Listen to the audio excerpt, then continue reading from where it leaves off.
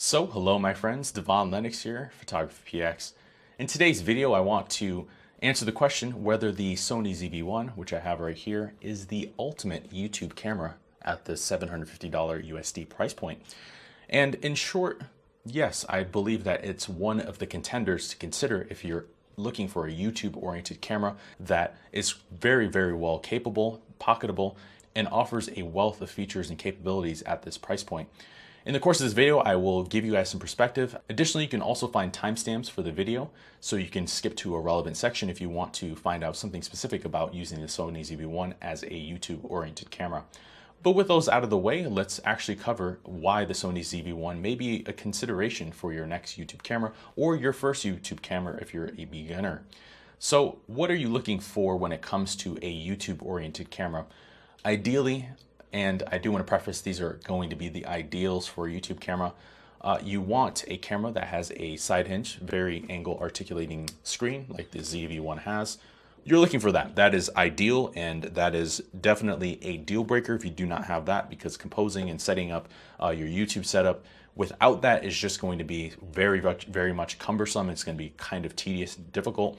It's not going to be impossible by any means, but it's going to be a little bit tedious and cumbersome, particularly if you're doing multiple YouTube setups and you're moving between locations. It's just going to be a little bit difficult for you to frame yourself in the shot beforehand.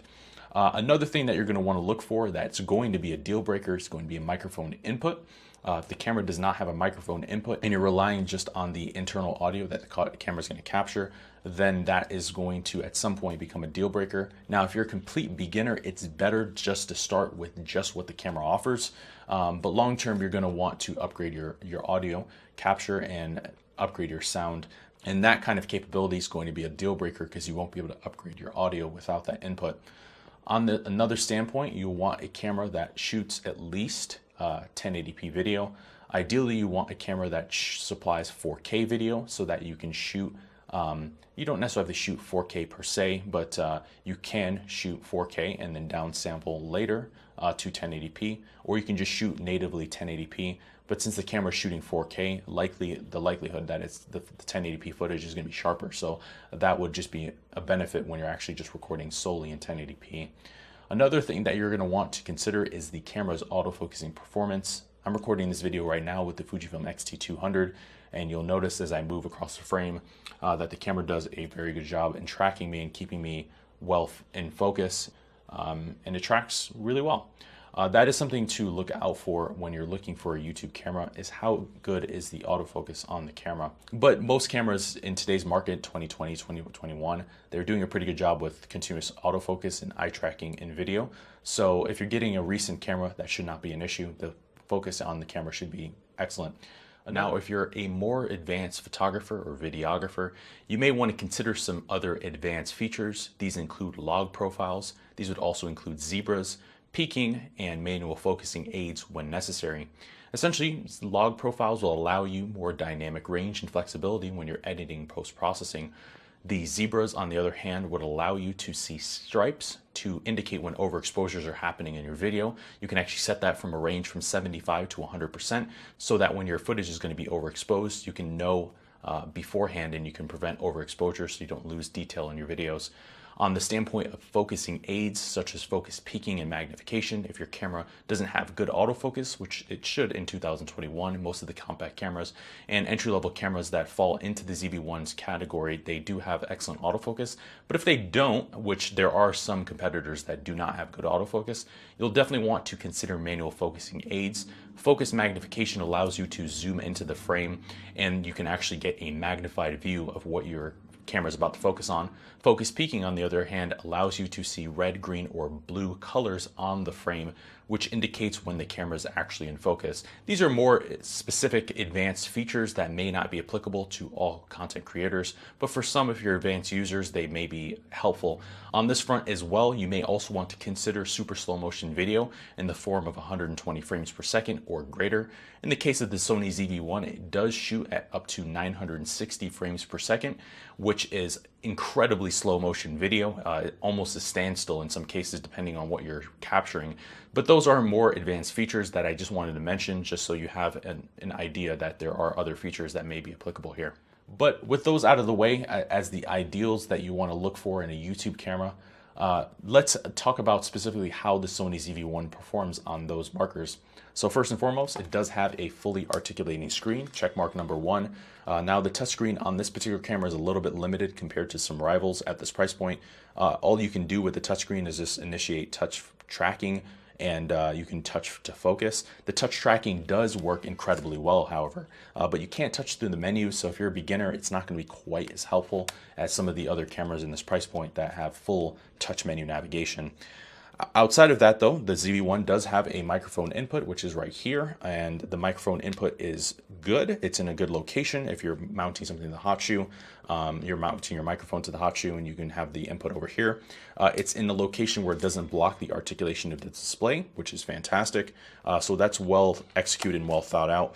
The microphone has plenty of gain control. You can drop the dB down, I think, all the way to probably negative 20 or 30. There's plenty of range on the sensitivity to make sure that your microphone, you get to the levels that you want, ideally negative 12, negative 6 dB. That shouldn't be an issue with most of the microphones that you're using. There's plenty of sensitivity on the input, so you can really adjust that to make sure you get the levels that you need for your video recordings. The next check mark that Sony ZV-1 has is that it shoots 4K. 30 frames per second at 100 megabits per second, and it actually oversamples its sensor to produce uncropped 4K video. So if you're shooting in 1080p, which is what I do most of the time, I shoot in 1080p at 24 frames per second, you're going to get really sharp and sometimes kind of like almost over sharpened kind of 1080p footage. But that's going to be great because you have a lot more room to work with if you're shooting in 1080p and the videos look really sharp. So for this section of the video, I did swap over to the Sony ZV-1. You can notice that the focus in the background is different even though I'm shooting at f2.8, which is also the same value that I'm shooting on with the Fujifilm X-T200. But both of these cameras do have different sensor sizes, and that is explaining why you're going to see a difference between image quality. In this section, I want to detail specifically not only an image quality standpoint that you can expect out of the Sony ZV-1, but I also want to show the autofocusing performance as well. The camera is in continuous autofocus right now, and it's just doing face and eye detection. And as I move across the frame, you'll notice that it's tracking me very accurately. The autofocus point is set to the center of the frame, but from there it's going to use that as a measure to do face and eye detection. And you can see that that works very confidently, which is something that is imperative when you're actually creating content in this fashion. You want your camera's autofocusing system to be confident and something that you can rely on so you don't have to think about it while you're recording videos. But with that out of the way, let's head back to the X-T200 and we can actually continue with the remainder of the video. The next thing that the Sony ZV-1 does, and as a check mark, it does have some of those advanced video features that I was mentioning in the beginning. Namely, it does have zebras. It also has focus magnification and peaking. And those will allow you, if you're using manual focus, basically to be able to focus on the subject. You can see it on frame. And then zebras, like I mentioned earlier in the video, allows you to see your overexposures and clipping to make sure that your footage is not going to be overexposed. Additionally, it does have log profiles. It has Sony's S-Log so that you can actually have a wider dynamic range and more room in post-processing. And the last thing it does have, which is an extra bonus, it does have a tally lamp, which is actually right here when I start video recordings. It's right here. And that you can configure it to be steady if you want. You can configure it to blink if you'd like, so that you know that the camera's still recording and you don't have to check the monitor while you're recording.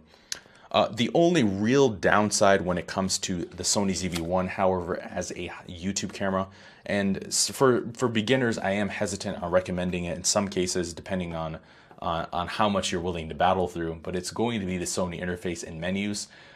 You will have to overcome the difficulty and the challenges of the Sony menus. Most of the video settings are organized into the video menu, but there are going to be some settings that you may want to change in the autofocus menu. There are going to be some changes that you're going to want to make elsewhere in the menu. And even after setting up the camera, it's not really easy to remember where some of these settings are. I've used plenty of Sony cameras and I still don't know, even with the experience, and I've used this menu for a long time. It's been years that I've been using this menu on a variety of cameras, and I still don't know where some of these specific functions are. And it's just inherently kind of difficult to find these settings quickly. You have to kind of just scrub through page after page after page to find a certain setting. And then also on top of that, some of the menu items are not really named in a way that would be intuitive for a beginner. For an advanced user, it's okay. It's not ideal either, but for a beginner, the naming conventions of some of the menu items is a little bit confusing. So on that standpoint, if you're a complete beginner, just know that going in, it will be a little bit difficult. I would definitely recommend that you read the user manual on the Sony ZV-1, which is very comprehensive. It's probably at least 120 pages. It is very, very comprehensive manual. So just keep that in mind as well. The manual is very comprehensive. So if you're a beginner, just, it's going to take you a while to read the manual on this camera. It's a very comprehensive manual. But I would still encourage you to read the manual and check out all the specific features. However, the Sony ZV-1 does have a mode dial right over here, and you can put the camera into a fully automatic video mode, and it handles all of the camera settings and the best practices for you. And the autofocus on the Sony ZV-1 is excellent, so it makes up for that in a lot of different ways. The only other real drawback that you may want to consider with this camera when it comes for YouTube is that you're only probably going to get about 45 to 90 minutes of continuous video recording.